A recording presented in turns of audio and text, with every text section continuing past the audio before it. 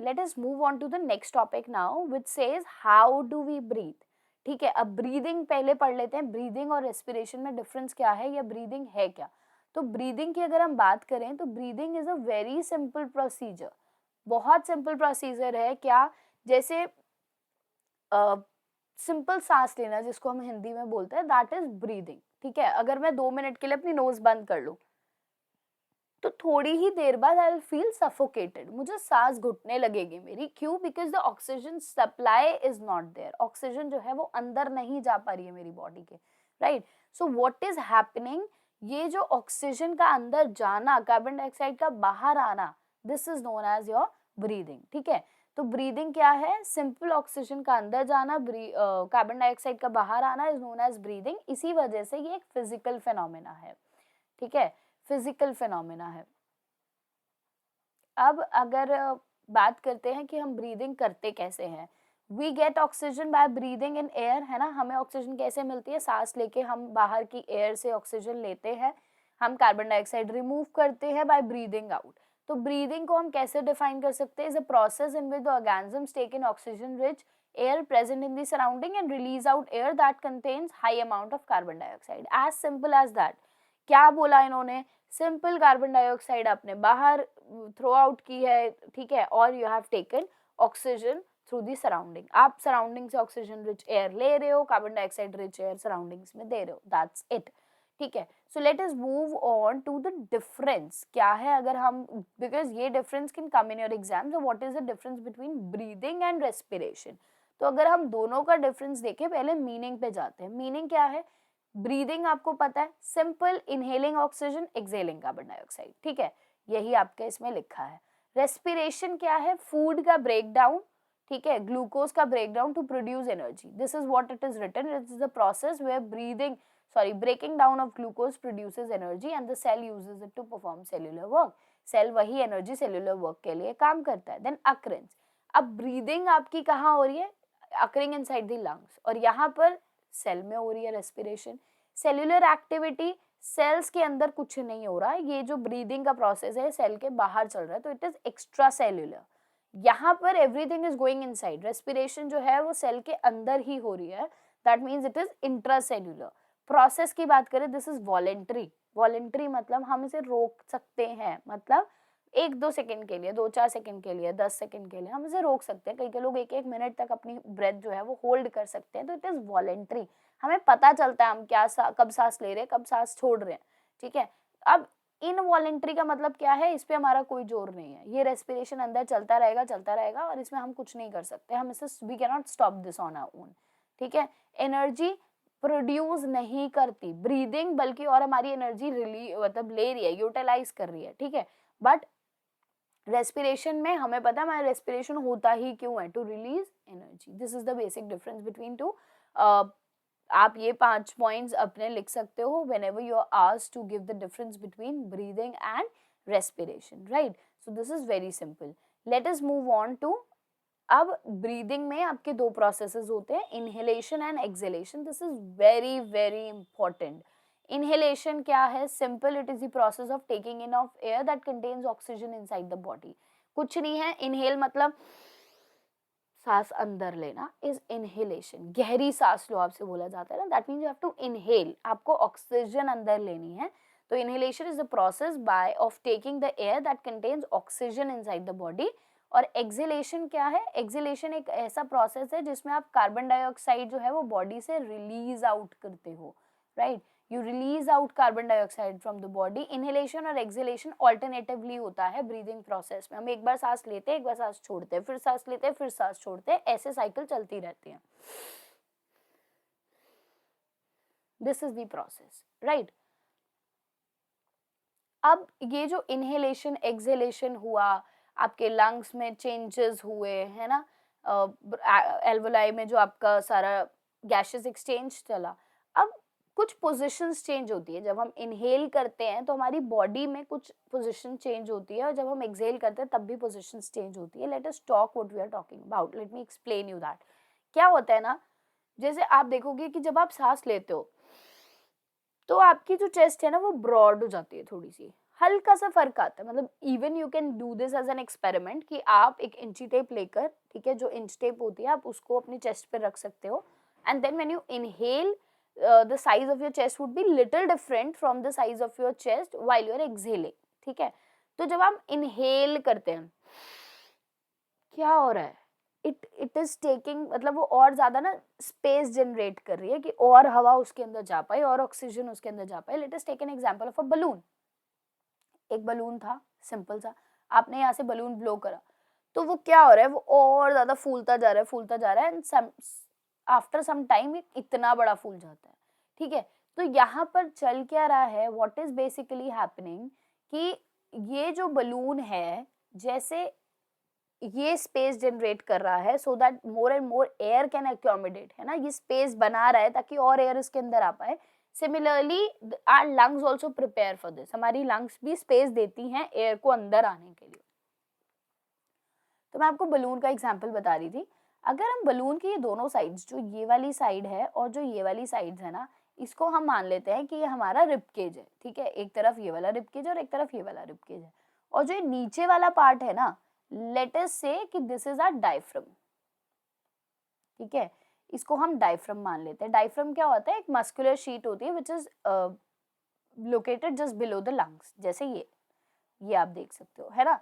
तो हमने एक बलून लिया, हमने उस बलून की जो ये वाले दोनों साइड्स हैं, हमने उसको बोल दिया कि ये तो हमारी रिब केजेस है, ठीक है, एक लेफ्ट और एक राइट, और नीचे वाला जो हमारा पार्ट है वो डायफ्राम है।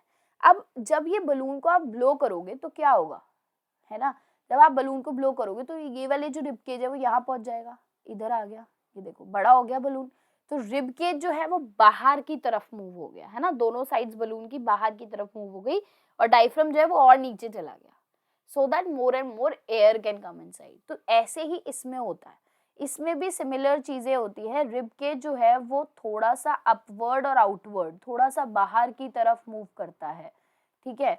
अब वो बाहर की तरफ जाएगा ताकि थोड़ी सी स्पेस जनरेट हो, और ज्यादा लोग, मतलब और ज्यादा एयर इसके अंदर आ पाए, और डायफ्राम जो है वो नीचे की तरफ मूव करेगा, ठीक है। Diaphragm contracts, diaphragm moves down ताकि स्पेस मिले, और रिब केज जो है वो एक्सपैंड करता है, रिब केज बड़ा हो जाता है, डायफ्राम नीचे हो जाता है, जिससे और ज्यादा ऑक्सीजन उसके अंदर आ पाए।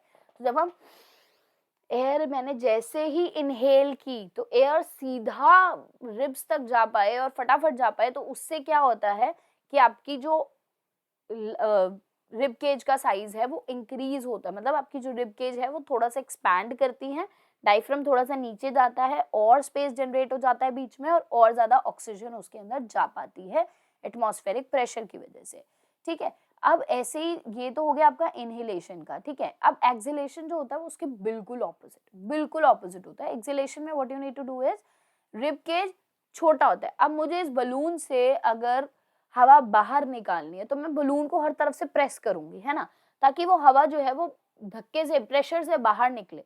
Similar is the case hair.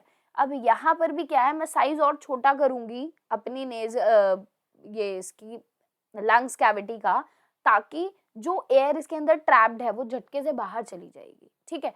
तो मैं क्या करूंगी, मुझे हर जगह से अब उस बलून को या उस कैविटी को छोटा करना है, तो मेरा जो डायफ्राम नीचे था वो डायफ्राम भी ऊपर आ जाएगा, ठीक है। डायफ्राम जो है वो ऊपर आएगा, इट विल मूव अपवर्ड्स, ताकि जैसे ही वो ऊपर की तरफ जाए स्पेस कम बचे, ठीक है। तो अगर ये जो मेरे पास बलून था, अगर मैं यहाँ पर प्रेशर डालूं, यहाँ पर मैं ऐसे प्रेशर डालूंगी तो वो एयर जो है वो बाहर निकलनी शुरू हो जाएगी, ठीक है।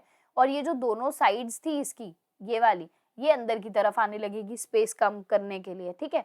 तो ऐसे ही क्या होगा, आपका जो रिब केज है वो भी, it will move inside, it will move downwards, है ना, थोड़ा सा अब अंदर की तरफ आने लगेगा, और आपका डायफ्राम भी अंदर की तरफ, ऊपर की तरफ जाने लगेगा। पहले वो नीचे आ रहा था, वो ऊपर की तरफ जाने लगेगा, ताकि जो भी ऑक्सीजन, जो भी कार्बन डाइऑक्साइड है उसके अंदर, वो बाहर रिलीज आउट हो पाए, ठीक है।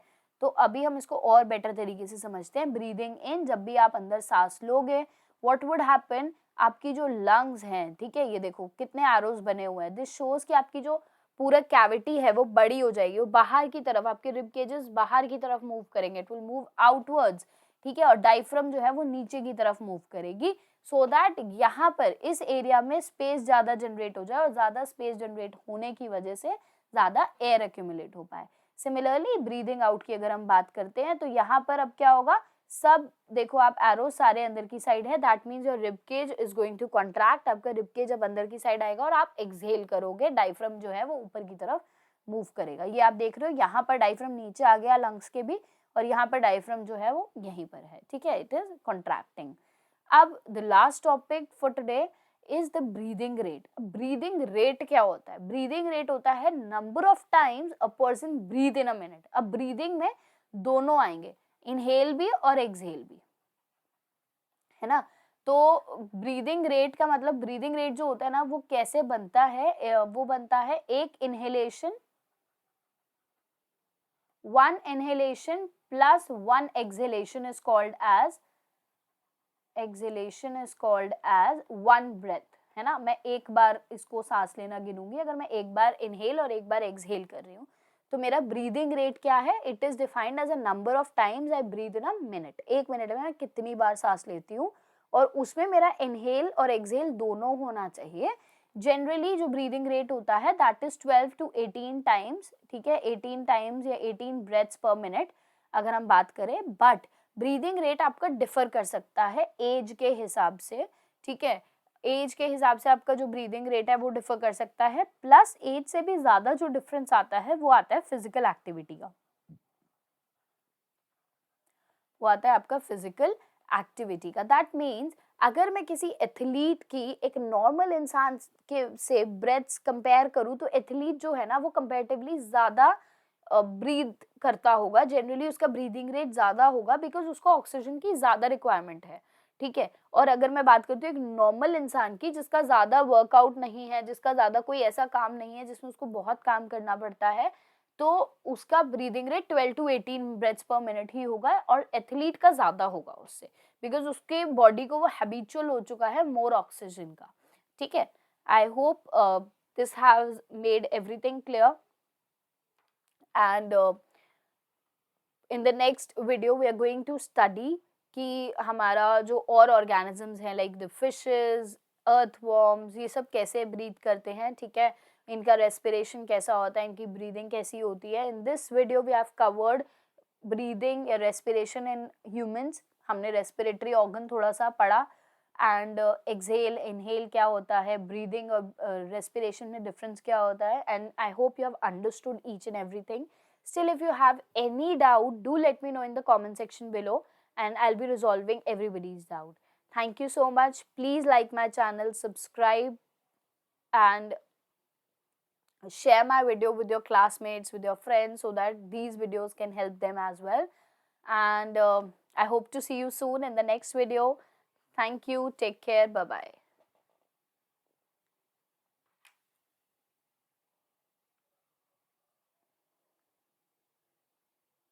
And then it will move out of the body, right? जो वो ऑक्सीजन ऐसे गई है एल्वोलाई तक, अब वो ऐसे ही वापस कार्बन डाइऑक्साइड आएगी through the same process, through the same organ, through the same everything, right? I hope you have understood this.